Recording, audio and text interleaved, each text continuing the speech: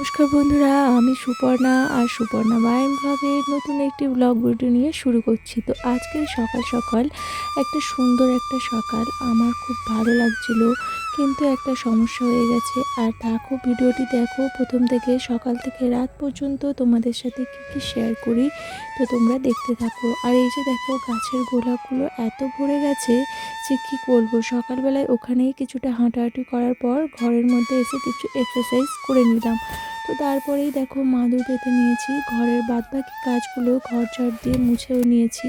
এবারে কিছু কাজ করে নিলাম বসে বসে। তো তারপরে ভাবলাম আমার সকালে তো এই জলটা খাওয়া হয়নি, মানে মধু আর লেবু মিশিয়ে আমি একটু এই জলটা খাই, একটু গরম হালকা উষ্ণ গরম জলে। তো সেটা কিন্তু আমি মাদুরে বসেই খাই। তারপরেই দেখো, ওটা নিয়ে আমি ভিডিও করছিলাম, তারপরেই এসে দেখি এখানেই যখন স্ট্যান্ডটা বসাই যে আমি বসে কিছু একটা কাজ করব, দেখো তার মধ্যেই আমার স্ট্যান্ডটা ভেঙে গেল।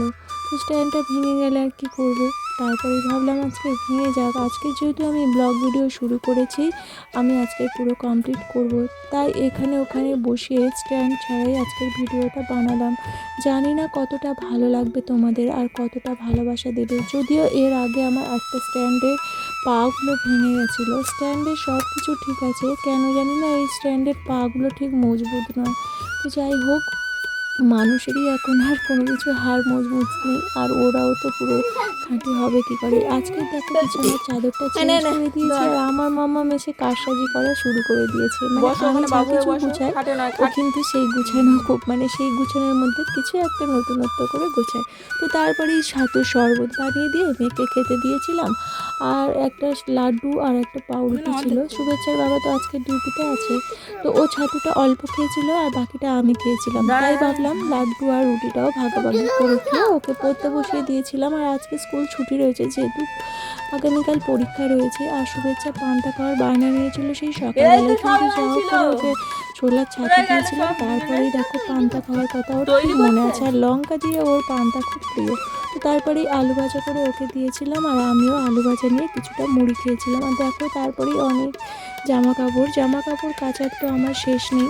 আর মেয়েকে একটু সামনে নিয়ে শীতের বেলায়, বুঝতেই পারছো খুবই ছোট, মানে অ্যাকচুয়ালি সকালটা দেরিতে হয় আর তাড়াতাড়ি সন্ধে হয়ে যায়। এই হলো শীতের দিনের বেলাটা ছোট, তাই কাজগুলো না খুব তাড়াতাড়ি করে করতেও হয়, কেননা সকালে ঘুম থেকে উঠতে দেরি হয়ে যায়, যেহেতু শীতকাল একটু আলসেমি তো থেকেই যায়। আর তারপরেই দেখো, এই যে ফেস ক্লিনগুলো আমরা কিন্তু আর রাতের বেলায় আমি আর করতে পারি না তেমন, ঠান্ডাও পড়েছে আর এদিক ওদিক কাজ করতে করতেই সময় চলে যায়।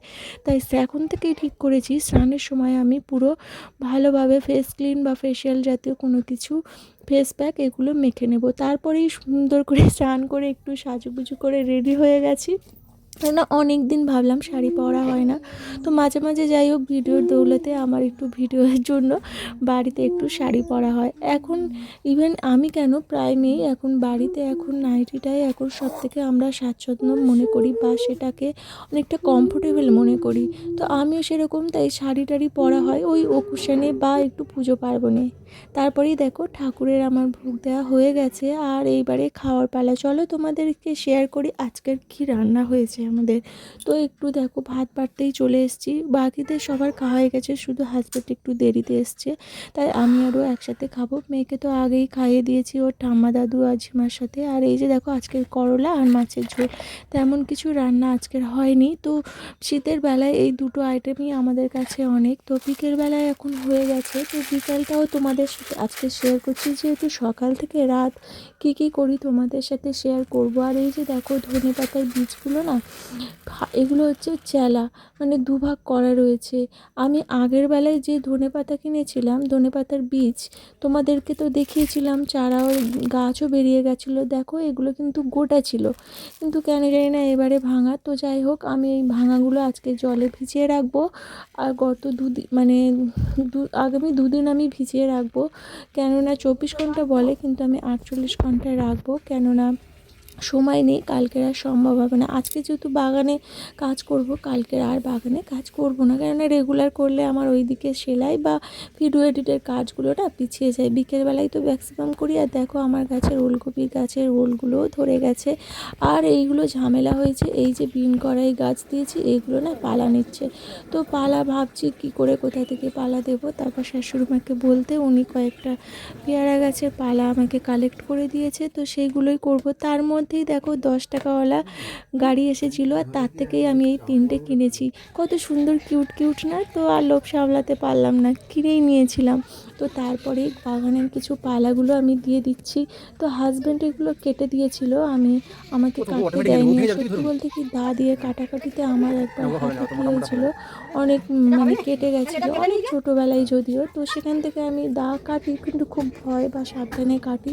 তো হাজব্যান্ডও চেষ্টা করে যে আমার হাতে না কাটুক, বা আমি মানে আমার বিয়ের আগেও মাও তাই করতে। আর ওই যে দেখতে পাচ্ছ আমার পিছনে সাঙ্গপাঙ্গরা যাচ্ছে, আমার মেয়ের গ্রুপ, মানে ওরা ওখানে খেলা করছে। তো যাই হোক, আর আমরাও আগে ওরকম খেলতাম, এখন এই বাগানে খেলছি। তো তারপরেই দেখো, বাগানে এত কষ্ট করলাম, আর বাগান আমাকে কিছু উপহার দেবে না তাই হয়, কিন্তু দেখো বেগুনে না পোকা ধরেছে। যাই হোক, পোকা ধরার ব্যবস্থাটা আমি কালকে নেবো। আর এই যে দেখো 2টো বেগুন আপাতত তুলেছি, বাকিগুলো খুঁজে খুঁজে বেশ বড় কয়েকটা বেগুন তুলে নেবো, আর রাত্রের কিছু ডিনারে আমাদের হয়ে যাবে।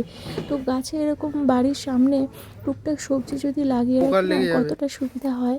হয়তো আমরা মানে এই সবজি দিয়ে আমাদের পুরোটা যাবে না, কারণ সব সবজি তো আর এইটুকুনি জায়গায় চাষ করা যায় না, তবে যতটুকু হয় সম্ভব সেইভাবেই করেছি।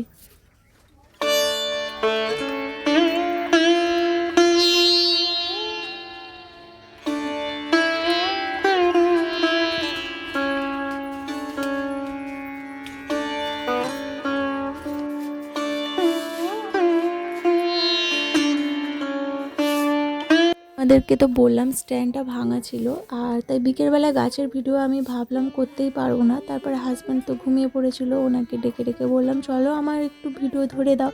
স্ট্যান্ডটা তো ভেঙেই ফেলেছি, কি আর করা যাবে। দেখো এই কয়েক মাসের মধ্যে 2টো স্ট্যান্ড, মানে একটা স্ট্যান্ড ভেঙে গেছে, অনেক দিন হয়েছিল, তারপরে তো একটা স্ট্যান্ড কিনলাম, তাই দেখছি এখন কি করা যায়।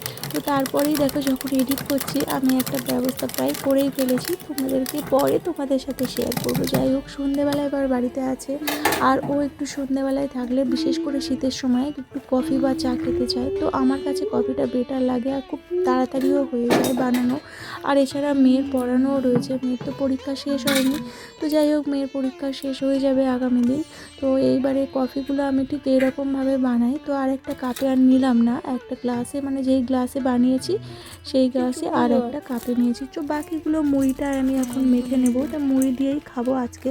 তো আজকের আর বিস্কুট আর তেমনভাবে খেতে ইচ্ছা করছে না। অ্যাকচুয়ালি কী বলো তো, এগুলো সবই ক্যালোরি প্রচুর, আর এই শীতের ওয়েদারে যতই ক্যালোরি হচ্ছে নেবে, ততই হচ্ছে মোটা হয়ে যাবে। তো তারপরে দেখো সন্ধ্যের কিছু খাওয়ার পরে, এরপরেও আরেকবার আমার চা বানাতে হয়েছিল, ভাগনা এসেছিলো, তো সেটা আর শেয়ার করিনি। আর তারপরেই দেখো ওইদিকে ভাত গরম করতে দিয়েছি, আর রুটিটাও শাশুড়ি মা বানিয়ে নিয়েছে। তো আর সাথে দেখো একটু বেগুন ভাজা আর ওবেলাকার তরকারিও কিছুটা রয়েছে, আর আলুর তরকারিও হয়েছে। কিন্তু আমার ওই যে মাছের তরকারি বা আলুর তরকারি দুটোতেই হচ্ছে কি ভালো লাগছিলো না। তো তারপরে এইসব ভিডিওগুলো হয়তো আমি শেয়ার করতে পারতাম না, যেহেতু বর বাড়িতে রয়েছে, তাই ক্যামেরাটা ধরে দিচ্ছি। তো যাই হোক, রাতের বেলা রুটির সাথে যদি বেগুন ভাজা বা বেগুন পোড়া থাকে, এগুলো বেশ ভালোই হয় কিন্তু। তো বড় বললো তোমার সাথে কিন্তু আমি বেগুন ভাজা দিয়ে রুটি খাবো। তো যাই হোক, তরকারি আর বেগুন ভাজা দিয়েই আজকে আমাদের ডিনারটা হবে, রুটি আর নিয়ে একটু ভাত খাবো। তো আজকে স্ট্যান্ড ছাড়া পুরো সারাদিনের ভিডিওটা তোমাদের সাথে শেয়ার করলাম, আর কেমন লাগলো ভিডিওটি সেটা কমেন্ট সেকশনে কিন্তু জানাবেন। তো টাটা।